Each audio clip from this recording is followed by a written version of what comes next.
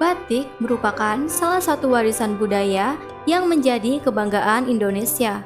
Salah satu faktornya adalah batik menjadi salah satu budaya yang diakui oleh UNESCO.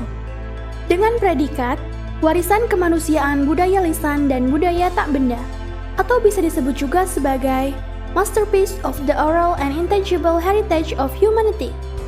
Batik diakui oleh UNESCO pada tanggal 2 Oktober 2009. Dengan adanya pengakuan dari UNESCO ini, menandakan bahwa batik Indonesia merupakan budaya Indonesia.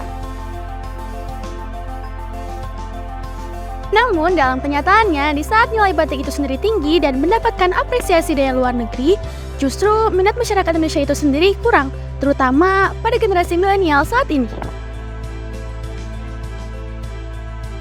Fenomena yang terjadi saat ini adalah kurangnya minat milenial anak muda terhadap batik maupun seni membatik. Ini menjadi kekhawatiran kita bersama mengingat bahwa kita atau mereka lah yang hanya bisa meneruskan atau melestarikan seni ini. Di sini kita akan bersama-sama membahas Kenapa generasi muda Indonesia memiliki minat yang kecil dalam seni membatik? Batik merupakan salah satu bentuk kerajinan yang memiliki nilai seni tinggi di kalangan masyarakat zaman dahulu. Oleh karena itu, batik menjadi salah satu keterampilan yang digunakan sebagai mata pencaharian masyarakat khususnya perempuan. Awalnya, batik hanya memiliki corak serta warna yang sangat terbatas dan untuk beberapa corak hanya boleh digunakan oleh masyarakat khusus. Kemudian, batik mulai dipengaruhi oleh budaya luar terutama daerah pesisir karena banyaknya pedagang asing dan juga penjajah yang masuk di wilayah Indonesia. Seperti warna cerah yang biasa dilihat di Tionghoa. Selain itu, muncul motif bunga karena bangsa Eropa mulai tertarik dengan kain batik. Akan tetapi, corak batik asli Indonesia saat ini masih tetap dilestarikan. Karena biasanya di dalam motif batik tersebut terdapat makna batik sendiri.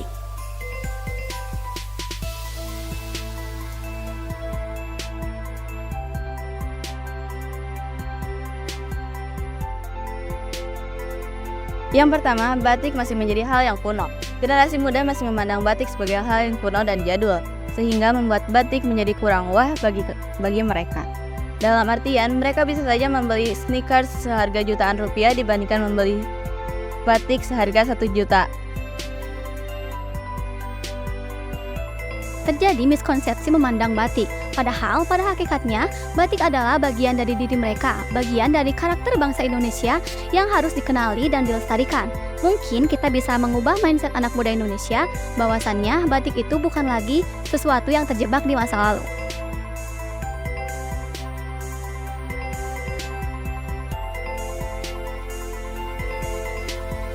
Kedua, desain batik. Hal kedua yang menjadi penyebab lainnya adalah desain. Dalam hal ini sebetulnya masalahnya hanya tinggal bagaimana menyampaikan makna di balik warna dan motif suatu batik. selain desainnya, motif batik itu dari segi warna dan gambarnya memang sudah sangat tua. Tapi sebenarnya kita bisa menggali lagi lebih dalam dari segi warna, desain yang sudah sangat tua. Sebenarnya ada makna yang terkait dan makna yang tercurah pada desain itu untuk digali lagi lebih lanjut. Dengan itu, bisa saja generasi muda menciptakan corak baru tanpa mengotori atau mencoreng batik yang sudah ada. Dengan itu, kita bisa memperkenalkan batik lagi kepada seluruh dunia.